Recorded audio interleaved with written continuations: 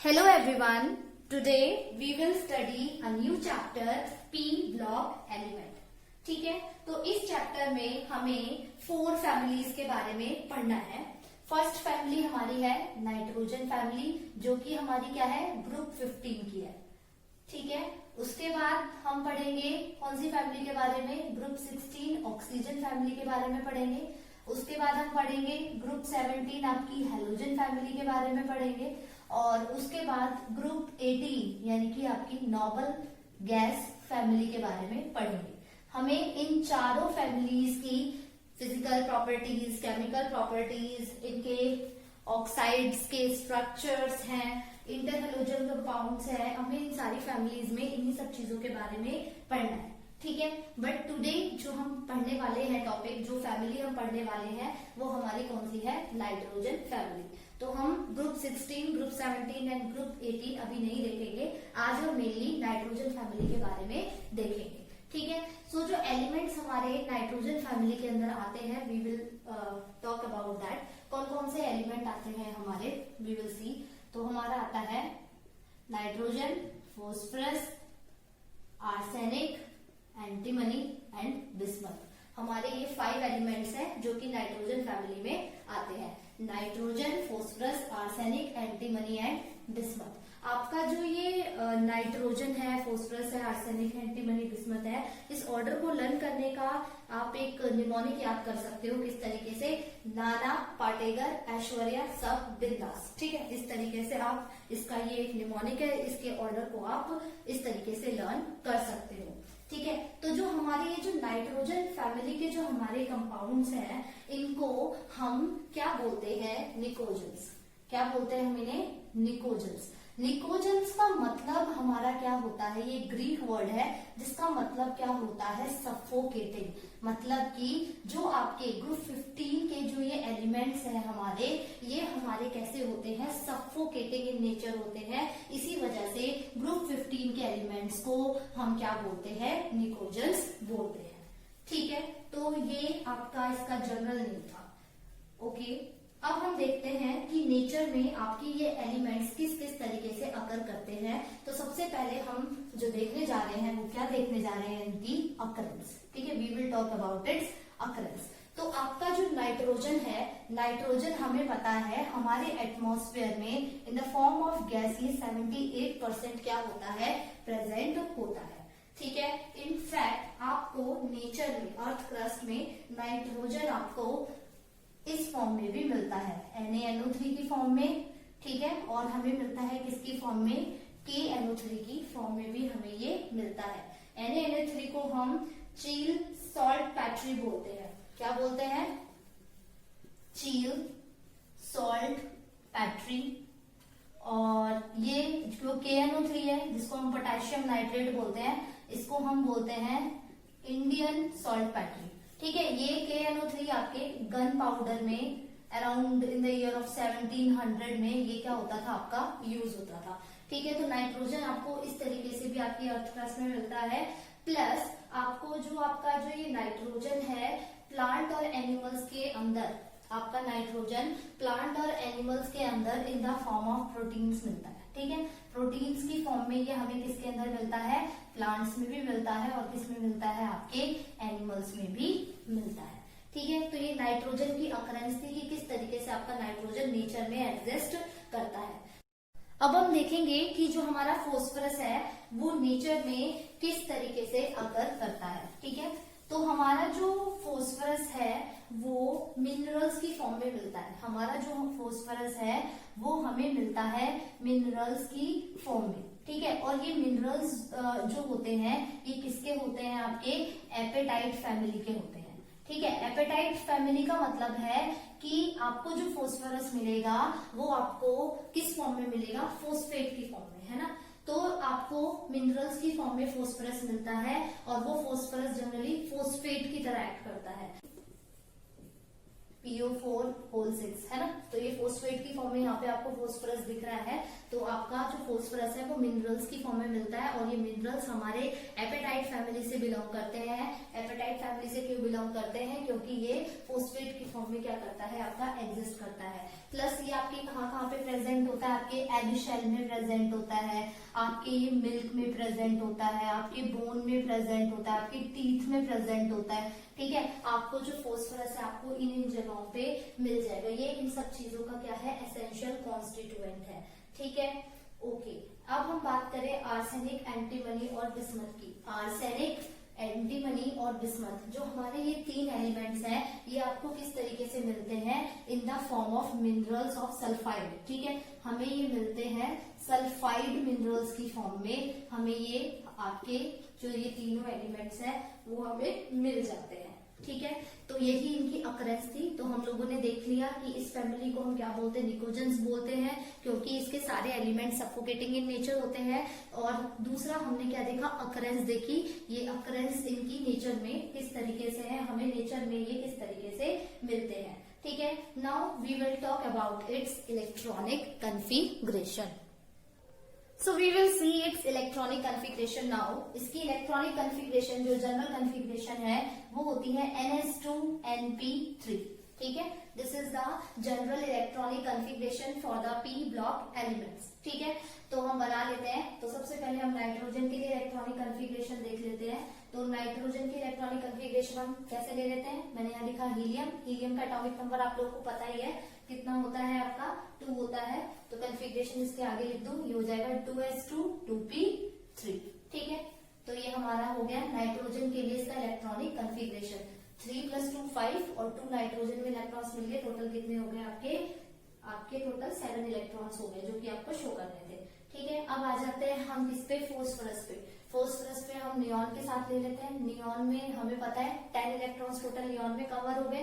अब उसके बाद हम इसके रिमेनिंग 5 इलेक्ट्रॉन्स देख रहे हैं। तो 5 इलेक्ट्रॉन किसमें चले जाएंगे? आपके 3s2 3p3 में।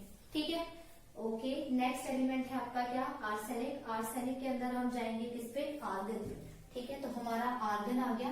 आर्गन के कितने एलिमेंट्स होते हैं आपके? 18। अब 18 के आगे आपको फर्दर मोर एलिमेंट्स को क्या करना है, इसमें ऐड करना है। तो ये हो जाएगा आपका 3d10 4s2 4p3। ठीक है, तो आप देख सकते हो ये 15 में आप 18 ऐड कर दो, आपके पास कितना आ जाएगा? 33 आ जाएगा। उसके बाद हम आते हैं किस पे? एंटीमनी पे। एंटीमनी को हम लेंगे किससे? क्रिप्टॉन से। क्रिप्टॉन का जो एटॉमिक नंबर होता है वो हमारा कितना होता है आपका? 36। ठीक है, तो क्रिप्टॉन का एटॉमिक नंबर हमारा 36 होता है। तो उसके बाद हमें इसको लेना है, तो कितना हो जाएगा इसका? 4d10 5s2 5p3। ठीक है, उसके बाद आ जाते हैं हमारे बिस्मथ पे।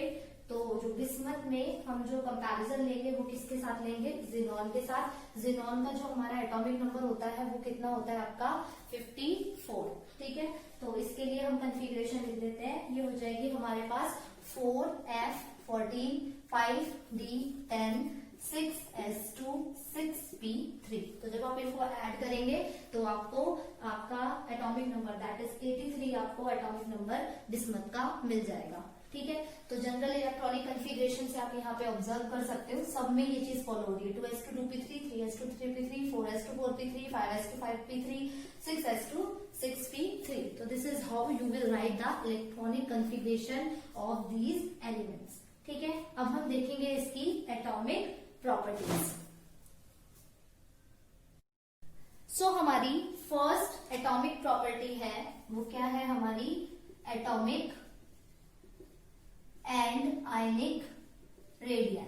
ठीक है, तो ये हमारी फर्स्ट एटॉमिक प्रॉपर्टी है। तो सबसे पहले हम देख लेते हैं किसके लिए? डाउन द ग्रुप के लिए। ठीक है, तो जब आप डाउन द ग्रुप जाते हैं, डाउन द ग्रुप आप जब जाओगे तो नाइट्रोजन टू फोस्फरस जब आप मूव करोगे तो आपका एटॉमिक साइज जो है वो क्या करेगा? बढ़ेगा। क्यों बढ़ेगा? क्योंकि नंबर ऑफ शेल्स जो है वो क्या हो रही है? बढ़ रही है। ऑल्सो आपका जो स्क्रीनिंग इफेक्ट है वो भी क्या कर रहा है? आपका बढ़ रहा है।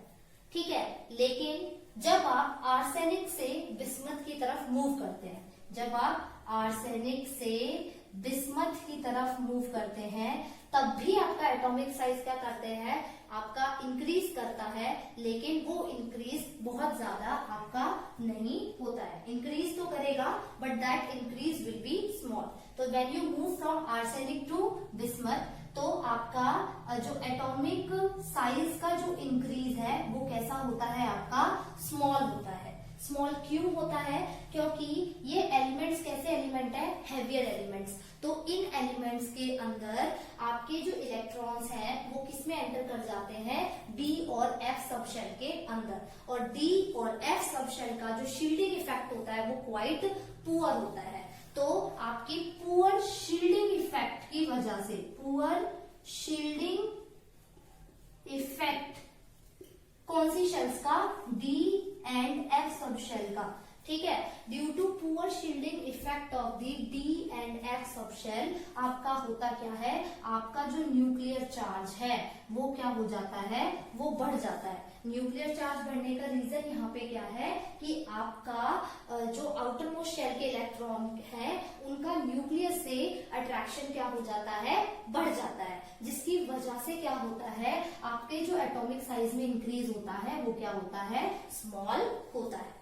ठीक है, तो आप ध्यान रखना जब भी आप डाउन द ग्रुप जाएंगे तो नाइट्रोजन टू फॉस्फोरस तो आपका एटॉमिक साइज बढ़ेगा, कंसिडरेबली आपका इंक्रीज करेगा, लेकिन आपका एटॉमिक साइज का जो इंक्रीज होगा वो आपका क्या होगा, क्वाइट स्मॉल होगा। तो ये जो एटॉमिक साइज आपका क्वाइट स्मॉल है उसका रीजन क्या है, poor shielding effect of the D and F sub shell, जिसकी वजह से आपका इफेक्टिव न्यूक्लियर चार्ज बढ़ जाता है और जिसकी वजह से आपका जो इंक्रीज है एटॉमिक साइज में वो आपका उतना ज्यादा नहीं होता है, इट इज स्मॉल। तो डाउन द ग्रुप हमने एटॉमिक और आयनिक रेडियाई का वेरिएशन देख लिया है। अब हम देख लेते हैं अलोंग द पीरियड। अगर आप अलोंग द पीरियड जा रहे हैं, ठीक है, if you are moving along the period that means you are moving from left to right, है ना। जब आप लेफ्ट टू राइट जाते हैं तो आपका एटॉमिक और आयनिक रेडियाई ग्रुप 15 एलिमेंट्स का कंपैरेटिवली टू ग्रुप 14 एलिमेंट क्या होता है, छोटा होता है। ठीक है, ग्रुप 14 से जब आप ग्रुप 15 में जाएंगे तो आपका जो एटॉमिक साइज है वो क्या करेगा, डिक्रीज करेगा। ठीक है, आप ऐसे मूव करोगे तो आपका जो एटॉमिक साइज है वो क्या करेगा, आपका डिक्रीज करेगा। ठीक है, क्यों डिक्रीज करेगा, क्योंकि आपका न्यूक्लियर चार्ज जो है वो बढ़ जाएगा। ठीक है, और आपका जो इलेक्ट्रॉन्स है, ठीक है, नंबर ऑफ इलेक्ट्रॉन इंक्रीज होंगे किसमें, इन द सेम शेल के अंदर, जिसकी वजह से आपका क्या होगा, आपका इफेक्टिव न्यूक्लियर चार्ज बढ़ जाएगा और आपका एटॉमिक साइज क्या हो जाएगा, ग्रुप 14 के कंपैरिजन में इन एलिमेंट्स का एटॉमिक साइज क्या हो जाएगा, डिक्रीज हो जाएगा। हमारी सेकेंड एटॉमिक प्रॉपर्टी है आयनाइजेशन एंथैल्पी। हमारी आयनाइजेशन एंथैल्पी क्या होती है, we will see. Ionization enthalpy is defined as the minimum amount of energy required to eject the loosely bound electron from the shell, है ना। तो किसी भी शेल से इलेक्ट्रॉन को रिमूव कराने के लिए जो मिनिमम अमाउंट ऑफ एनर्जी की जरूरत होती है उसी को हम क्या बोलते हैं, आयनाइजेशन एंथैल्पी या फिर आयनाइजेशन एनर्जी बोलते हैं। ठीक है, तो जब हम डाउन द ग्रुप जाते हैं तो क्या होता है, when we move down the group, तो हमें पता है डाउन द ग्रुप जाते हैं तो हमारा एटॉमिक साइज बढ़ता है। एटॉमिक साइज बढ़ता है तो इलेक्ट्रॉन की फोर्स ऑफ अट्रैक्शन न्यूक्लियस से, इलेक्ट्रॉन की फोर्स ऑफ अट्रैक्शन न्यूक्लियस से क्या हो जाएगी, डिक्रीज हो जाएगी। अगर ऐसा होगा तो आपकी जो आयनाइजेशन एंथैल्पी है वो क्या कर जाएगी, डिक्रीज कर जाएगी। ठीक है, तो डाउन द ग्रुप आपका आयनाइजेशन एंथैल्पी जो है वो क्या करती है, डिक्रीज करती है। क्यों, क्योंकि आपके एटॉमिक साइज बढ़ने के कारण इलेक्ट्रॉन का न्यूक्लियस से फोर्स ऑफ अट्रैक्शन क्या हो जाता है, घट जाता है, तो हमें ज्यादा एनर्जी नहीं देनी पड़ती टू रिमूव द इलेक्ट्रॉन। ठीक है, अब हम देखते हैं ionization enthalpy along the period. Along the period का मतलब क्या है, हम कैसे मूव कर रहे हैं, लेफ्ट टू राइट मूव कर रहे हैं। हमें पता है left to right atomic size क्या करता है, डिक्रीज करता है। न्यूक्लियर चार्ज क्या करता है, इंक्रीज करता है। तो इलेक्ट्रॉन को रिमूव कराने के लिए हमें बहुत ज्यादा अमाउंट में एनर्जी देनी पड़ेगी, क्योंकि इलेक्ट्रॉन को रिमूव कराने के लिए हमें बहुत ज्यादा अमाउंट में एनर्जी देनी पड़ेगी। तो हमारी आयनाइजेशन एंथैल्पी इंक्रीज करेगी या डिक्रीज करेगी? ऑब्वियसली आयनाइजेशन एंथैल्पी हमारी क्या करेगी, इंक्रीज करेगी। ठीक है, तो अलोंग द पीरियड हमारी जो आयनाइजेशन एंथैल्पी होती है वो बढ़ती है, और डाउन द ग्रुप हमारी जो आयनाइजेशन एंथैल्पी है वो क्या होती है, डिक्रीज होती है। ठीक है, तो down the group ionization enthalpy decreases, along the period ionization enthalpy increases. ठीक है, हमारी थर्ड एटॉमिक प्रॉपर्टी है इलेक्ट्रोनेगेटिविटी। इलेक्ट्रोनेगेटिविटी हमारी क्या होती है, tendency to attract the shared pair of electron, है ना। शेयर्ड पेयर ऑफ इलेक्ट्रॉन को अट्रैक्ट करने की टेंडेंसी को हम क्या बोलते हैं, इलेक्ट्रोनेगेटिविटी बोलते हैं। ठीक है, तो जब हम डाउन द ग्रुप जाते हैं तो हमें पता है कि एटॉमिक साइज बढ़ता है, इलेक्ट्रॉन का न्यूक्लियस से फोर्स ऑफ अट्रैक्शन घटता है। तो अगर इलेक्ट्रॉन का न्यूक्लियस से फोर्स ऑफ अट्रैक्शन घटेगा तो क्या इलेक्ट्रॉन हमारा जो एटम है जल्दी अट्रैक्ट कर पाएगा अपनी तरफ? नहीं कर पाएगा, है ना। तो डाउन द ग्रुप हमारी इलेक्ट्रोनेगेटिविटी जो है वो क्या करती है, डिक्रीज करती है due to these two factors. ठीक है, अगर हम जा रहे हैं अक्रॉस पीरियड, ठीक है, यानी कि हम लेफ्ट टू राइट मूव कर रहे हैं इस तरीके से, तो हमारी एटॉमिक साइज डिक्रीज करता है along the period, nuclear charge increase करता है, क्योंकि एटॉमिक साइज डिक्रीज कर रहा है, न्यूक्लियर चार्ज आपका बढ़ रहा है, तो हमारी जो इलेक्ट्रोनेगेटिविटी है वो भी क्या करेगी, बढ़ जाएगी। क्यों बढ़ जाएगी? क्योंकि न्यूक्लियर चार्ज बढ़ने से न्यूक्लियस जो है क्या करेगा, इलेक्ट्रॉन को अपनी तरफ स्ट्रांगली अट्रैक्ट कर पाएगा। ठीक है, तो इससे हमें दो कंक्लूजन मिले। क्या कंक्लूजन मिले? कि हमारे जो ग्रुप 15 के जो ये एलिमेंट्स हैं, यानी कि जो नाइट्रोजन फैमिली है, इनकी जो इलेक्ट्रोनेगेटिविटी होती है ग्रुप 14 के एलिमेंट से बहुत ज्यादा हाई होती है। तो हाईली इलेक्ट्रोनेगेटिव एलिमेंट्स होते हैं ग्रुप 15 के, और आयनाइजेशन एंथैल्पी भी ग्रुप 15 के एलिमेंट्स की ग्रुप 14 के एलिमेंट से क्या होती है, आयनाइजेशन एंथैल्पी ज्यादा होती है। ठीक है, और अगर हम बात करें एटॉमिक और आयनिक रेडियाई की, तो एटॉमिक और आयनिक रेडियाई ग्रुप 15 के एलिमेंट्स के ग्रुप 14 के एलिमेंट्स के कंपैरिजन में क्या होते हैं, छोटे होते हैं, यानी कि स्मॉलर होते हैं। ठीक है, सो ये हमारा atomic properties of the nitrogen family थी। ठीक है, now we will study its physical properties. तो हमारी फर्स्ट फिजिकल प्रॉपर्टी जो है पी ब्लॉक एलिमेंट की, वो हमारी क्या है, मेटालिक कैरेक्टर। ठीक है, हमें पता है मेटालिक कैरेक्टर क्या होता है। मेटालिक कैरेक्टर का मतलब होता है टेंडेंसी टू लूज इलेक्ट्रॉन, है ना। इलेक्ट्रॉन को लूज करने की टेंडेंसी को क्या कहते हैं हम, मेटालिक कैरेक्टर कहते हैं। तो जब हम डाउन द ग्रुप जाते हैं, ठीक है, तो हमें पता है हमारा एटॉमिक साइज बढ़ता है। एटॉमिक साइज बढ़ेगा तो क्या होगा, आपका फोर्स ऑफ अट्रैक्शन जो है इलेक्ट्रॉन का न्यूक्लियस से वो डिक्रीज करेगा, और अगर फोर्स ऑफ अट्रैक्शन इलेक्ट्रॉन का न्यूक्लियस से डिक्रीज करेगा तो आपका जो मेटालिक कैरेक्टर है वो क्या करेगा, वो डाउन द ग्रुप इंक्रीज करेगा। ठीक है, तो डाउन द ग्रुप आपका मेटालिक कैरेक्टर क्या करता है, इंक्रीज करता है। एक तो आपको इस तरीके से पता चल गया, दूसरा आपको कैसे पता चलेगा, आपका जो नाइट्रोजन होता है वो कैसा होता है, नॉन मेटल। ठीक है, आपका फॉस्फोरस भी क्या होता है, नॉन मेटल। आर्सेनिक और एंटीमनी ये आपके क्या होते हैं, मेटेलॉइड होते हैं। ये मेटल और नॉन मेटल दोनों की तरह बिहेव करते हैं। आपका जो बिस्मथ है वो क्या होता है, मेटल। तो आप देख रहे हो डाउन द ग्रुप जा रहे हो तो आपको क्या मिल रहा है, मेटल मिल रहा है। तो इसका मतलब डाउन द ग्रुप भी आपका मेटालिक कैरेक्टर क्या कर रहा है, इंक्रीज कर रहा है। ठीक है, अब हम देखते हैं वेरिएशन इसका अलोंग द पीरियड।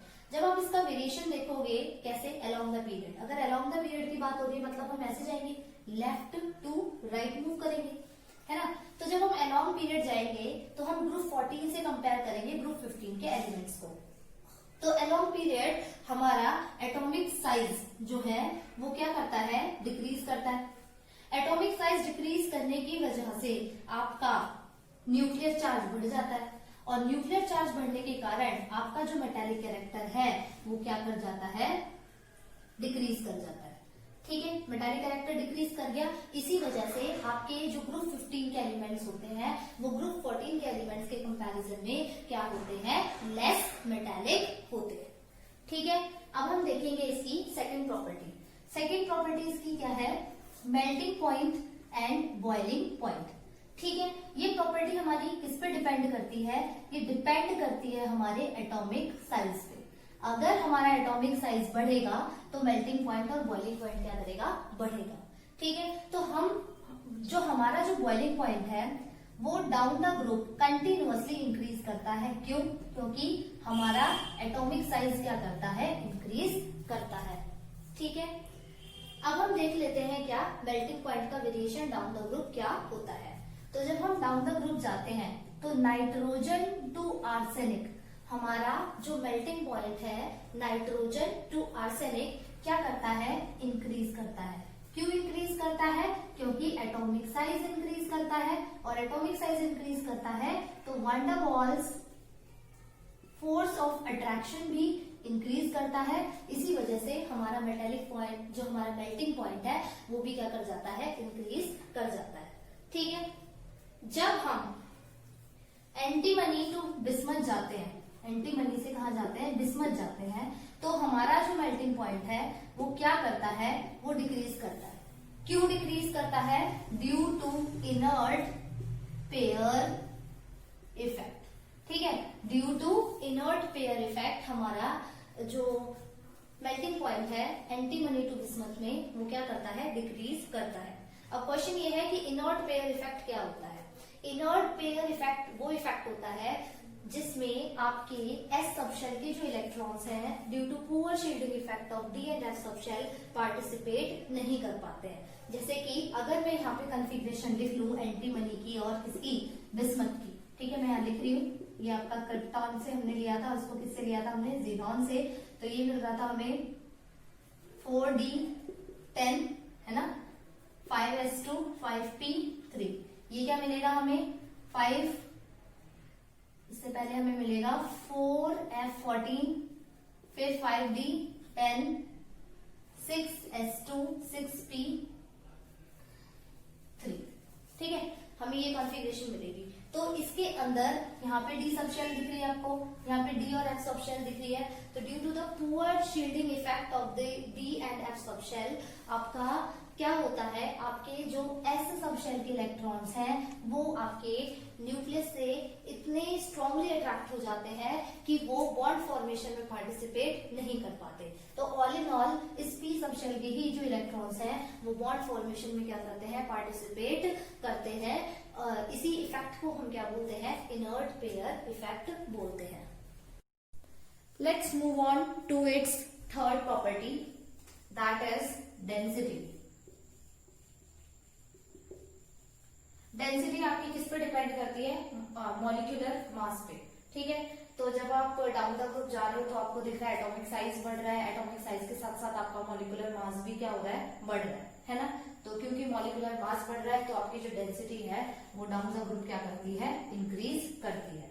ठीक है, नेक्स्ट जो हमारी इसकी प्रॉपर्टी है वो क्या है आपकी, एलोट्रॉपी। ठीक है, एलोट्रॉपी का मतलब क्या होता है, the various physical forms in which an element can exist is known as the allotropy. ठीक है, तो नाइट्रोजन और बिस्मथ तो एलोट्रॉपी को शो नहीं करते हैं, लेकिन इसके अलावा जो आपके बाकी के जो ये 3 एलिमेंट हैं ये एलोट्रॉपी को शो करते हैं। ठीक है, तो फॉस्फोरस की 3 एलोट्रॉपिक फॉर्म्स हैं। तो एक है आपकी व्हाइट, रेड और ब्लैक। फॉस्फोरस हमें 3 एलोट्रॉपिक फॉर्म में मिलता है, एक है व्हाइट, एक रेड फॉस्फोरस और एक आपका ब्लैक फॉस्फोरस। ये 3 इसकी एलोट्रॉपिक फॉर्म है, किसकी, फॉस्फोरस की। और आपका जो ये आर्सेनिक और एंटीमनी है ये 2 एलोट्रॉपिक फॉर्म्स में एग्जिस्ट करता है, और वो 2 एलोट्रॉपिक फॉर्म्स जो हैं इनकी वो क्या है, वो किस कलर में मिलेंगी आपको, येलो कलर, और दूसरा कौन सा कलर है, ग्रे कलर। ठीक है, तो ये इनकी फिजिकल एग्जिस्टेंस है। ठीक है, तो फॉस्फोरस हमें व्हाइट, रेड और ब्लैक 3 एलोट्रॉपिक फॉर्म्स में अवेलेबल होता है, और आर्सेनिक और एंटीमनी इसकी 2 एलोट्रॉपिक फॉर्म्स हैं, that is yellow and the grey. ठीक है, सो ये हमारी सारी की सारी क्या थी, फिजिकल प्रॉपर्टीज थी। तो आज के लेक्चर में हमने देखा कि पी ब्लॉक एलिमेंट्स को हम क्या बोलते हैं, निकोजेंस बोलते हैं। उसकी हमने एटॉमिक प्रॉपर्टीज पढ़ी, इलेक्ट्रॉनिक कॉन्फ़िगरेशन देखी और हमने फिजिकल प्रॉपर्टीज पढ़ी। ठीक है, थैंक यू क्लास।